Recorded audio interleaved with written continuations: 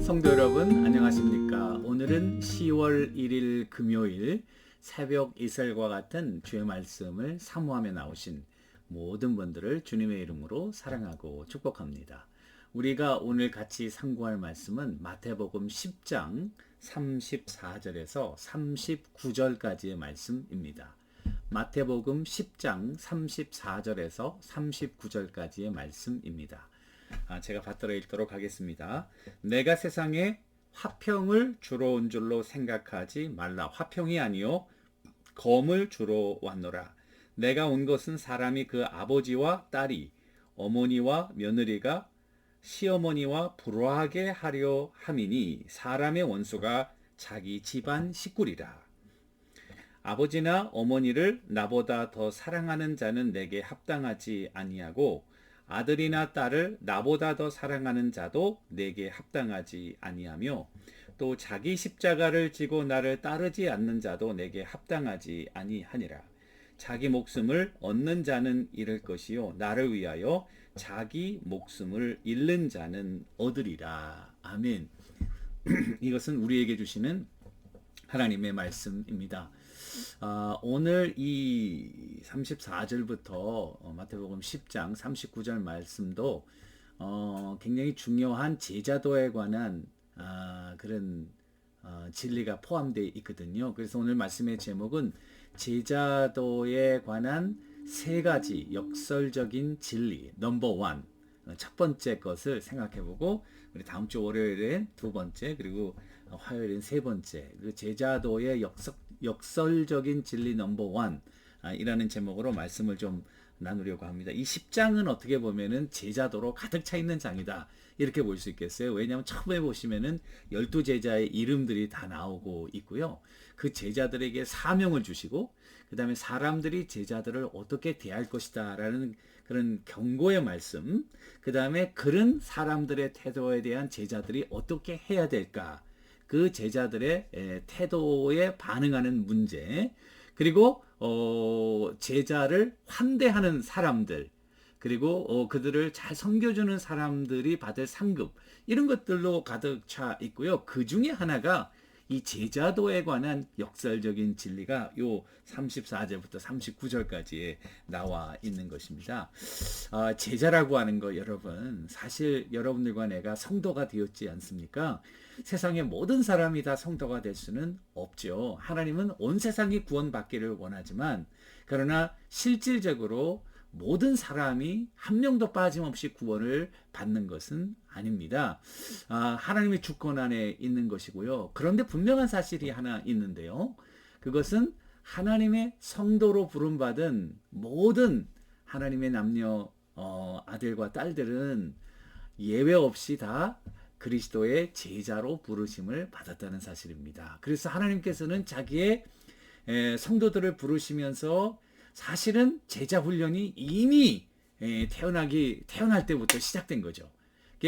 우리가 자녀 될 것도 아시고, 우리가 자녀로서 이제 제자로서의 퓨처에 어떠한 모습으로 하나님을 섬기고 어떤 사명을 감당할지를 위해서 하나님이 미리미리 다 준비시킨다는 사실입니다. 그리고 성도가 된 이후부터는 이제 본격적으로 그와 같은 제자도의 모든 삶의 영역이 제자도이고, 그리고 제자 훈련이라는 거죠. 그러니까 우리가 성경 공부하고 예배드리고 선교하고 봉사하고 이것만 제자 훈련이 아니고요. 여러분들의 가정에서, 직장에서, 연구생활, 학생, 비즈니스, 모든 분야가 한 분야도 빼놓지 않고 다 제자 훈련의 분야라는 사실입니다. 그러니까 오늘 첫 번째 역설적인 진리는 영적인 전쟁과 평화에 관한 이야기입니다. 34절에 보면은 내가 세상에 화평을 주러 온 줄로 생각하지 말라.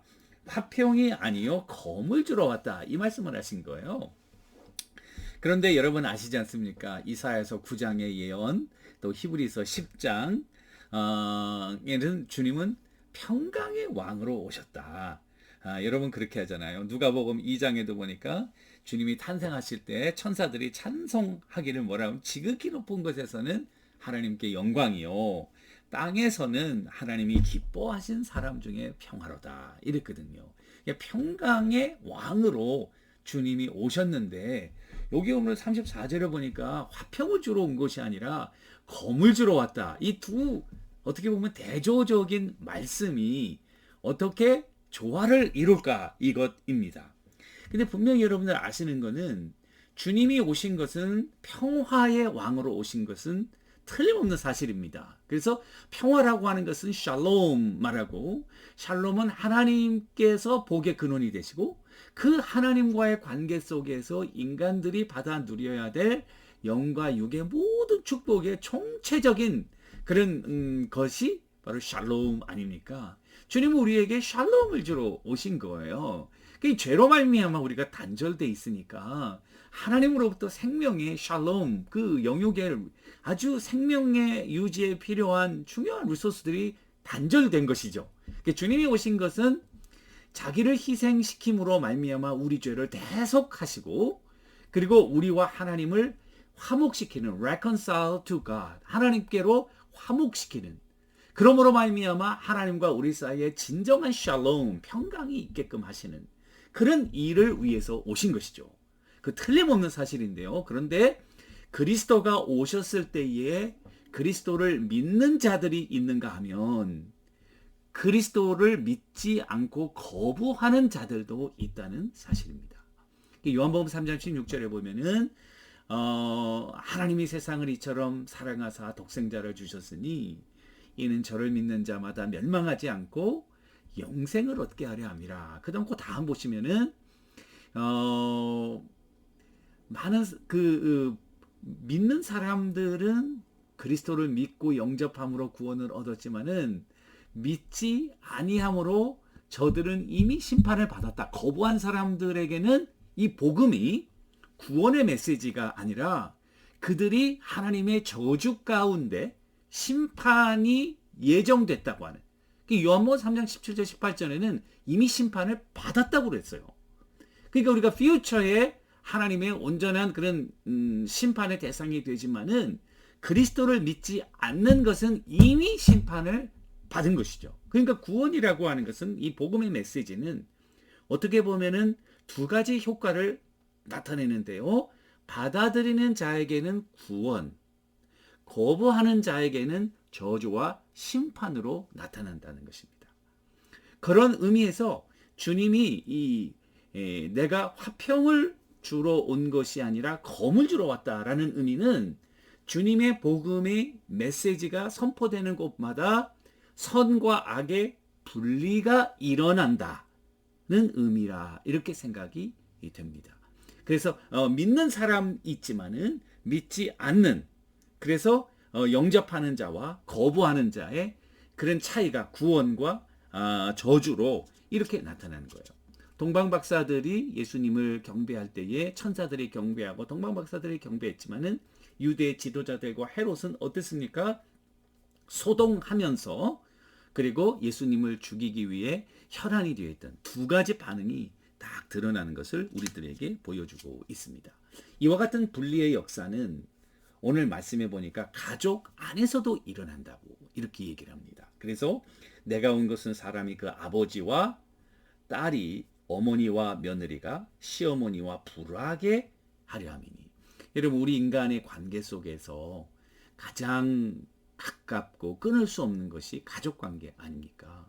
그런데 복음이 선포될 때에 새로운 가족의 개념이 형성되면서 우리 삶의 중심에 인간적인 육신의 관계가 아닌 영적인 관계의 가족이 형성되면서 우리의 이 새로운 개념의 가족이 형성된다는 사실을 보여주는 거죠. 그래서 뒤에 보시면은 아버지나 어머니를 나보다 더 사랑하는 자는 내게 합당하지 아니하고, 그 다음에 아들이나 딸을 나보다 더 사랑하는 자도 내게 합당하지 아니하다. 이것은 여러분들과 저에게 심각한 도전이며, 그리고 경고의 말씀이 아닐 수 없습니다. 우리가 그리스도를 믿고 하나님의 자녀가 되는 순간 우리는 선택해야 되는 거예요. 내 삶의 주인이 누군가? 그 주인이 예수 그리스도이고 하나님이시라면 하나님은 삶에 우선순위의 가장 탑에, 그래서 우리의 육신적인 부모보다도 또 우리의 자녀보다도 하나님을 더 우선에 두는 그와 같은 서열의 새로운 정렬이, 새로운 배열이 일어나야 된다는 거예요. 그것이 바로 제자라는 거예요. 그러니까 여러분들과 나는 그리스도 중심의 하나님이 가장 탑에 계신 그와 같은 제자로서 오늘 우리를 도전하는 것이 내가 화평을 주러 온 것이 아니라 오히려 검을 주러 왔다, 이렇게 이야기를 합니다. 저도 그 가족 간의 이런 신앙으로 분리의 역사가 일어날 때에 저도 정말 그것을 뼈로 삶으로 체험한 사람이었는데요. 참 그 당시는 너무나도 힘들고 어떻게 해야 될지도 모르고 우리가 믿고 의지했던 부모님들로부터 분리되는 그런 아픔, 검을 주러 왔다는 그런 말씀이 정말 맞는 것 같아요. 가슴을 찌르는 아픔이 있는 것 같아요. 그런데 정말 그럼에도 불구하고 하나님 중심의 삶을 포기하지 않고 하나님만이 나의 가장 우선순위가 된다는 그런 변하지 않는 믿음으로 성령의 도우심으로 나갈 때에 저는 어떤 것을 경험했냐면은 결국 우리의 부모님들도 하나님의 자녀들이 되시고 우리의 형제들도 하나님의 자녀가 되시고 그리스도 예수 안에서 진정한 새로운 영적인 가족 관계 속에서 이 하나님과의 관계 속에서 육신적인 가족이 재정렬되면서 육신적인 가족 위주의 삶의 불완전함을 완전히 해결하는 그와 같은 역설적인 놀라운 그런 진리를 저는 실질적으로 체험했습니다. 만일 제가 그런 당시에 아버지만 부모님의 말씀에 순종해서 예수 믿기를 거부했다면 그러면은 부모에게는 내가 그 당시는 기쁨이 되고 그 당시는 효도할지 모르지만 그러나 영원한 차원에서 하나님께서 나를 통해서 이루고자 하시는 가정의 구원과 부모님의 구원과 이런 것들은 이루어지지 않았을 거예요. 그것은 진정한 평화가 아니죠. 하나님으로부터는 진정한 샬롬이 아니죠. 우리 인간적인 관계 속에서 주어지는 그런 기쁨이랄까 평강은 순간적이고 그리고 너무나도 제한적이고 곧 없어지고 마는, 그러나 그리스도 예수 안에서 정말 올바른 그런 믿음의 선택 속에 새로운 삶의 우선순위를 바로 정할 때에 우리 속에 있는 이런 육신적인 가족도 아내와 남편도 마찬가지입니다. 그래서 저는 삼각형으로 생각하잖아요. 이 삼각형.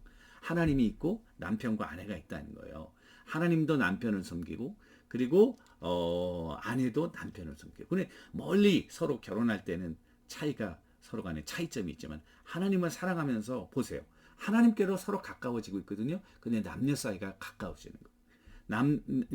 부부 사이가 가까워지는 거죠. 이것은 너무나도 중요하다고 생각해요. 우리가 육신적으로 그냥 사랑하는 거하고 영적으로 사랑하는 것은 내가 볼 땐 빙산의 일각이다. 여러분 빙하를 보면 요만큼 나와 있지만 밑에 큰 것이 있잖아요. 진정한 사랑은 영적인 사랑이에요. 하나님을 사랑할 때 아내를 진정으로 사랑하게 되는 것이고요. 하나님을 사랑할 때 남편을 진정으로 사랑하게 된다는 것입니다. 하나님 중심의 올바른 순서를 가지고 있을 때에 진정으로 어머니 아버지를 사랑하게 되는 거고, 하나님 중심의 사고방식을 가지고 있을 때 진정으로 아들과 딸을 사랑하는 것입니다. 그런 의미에서 오늘 첫 번째 역설적인 진리는 내가 화평을 주러 온 것이 아니라 검을 주러 왔다. 이 분리의 역사를 통한 새로운 인생의 우선순위를 바로 정함으로 진정한 샬롬의 주인공들이 다 되시기를 주님의 이름으로 간절히 축원합니다. 기도하겠습니다. 살아계신 하나님 아버지, 주님의 말씀이 선포될 때는 구원과 심판의 양면의 칼이 우리에게 주어지는 것을 알게 하시고 믿음으로 반응하며 믿음으로 하나님 중심의 새로운 가치관과 신앙관을 형성함으로 인생의 우선순위가 올바로 제자리를 찾아가므로 삶의 모든 면에서 하나님의 평강과 샬롬의 주인공들이 다 될 수 있도록 이 자리에 고개 숙인 모든 분들 위해 성령님 함께 하시고 역사하여 주시옵소서. 감사하며 예수님의 이름으로 간절히 기도 올리옵나이다. 아멘.